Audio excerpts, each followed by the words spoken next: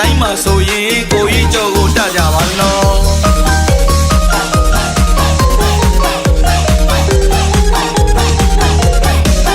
မြို့တိုင်းမှာဆိုရင်ကိုကြီးကျော်ကိုတကြပါနော်ရက်တိုင်းမှာဆိုရင်ကိုကြီးကျော်ကိုတကြပါနော်မောင်းမာများနဲ့ကြောင်တကာကြီးဖေးဖေးကျော်ညညိုစီကိုစီးတဲ့ကိုကြီးကျော်လိုက်ဆိုအောင်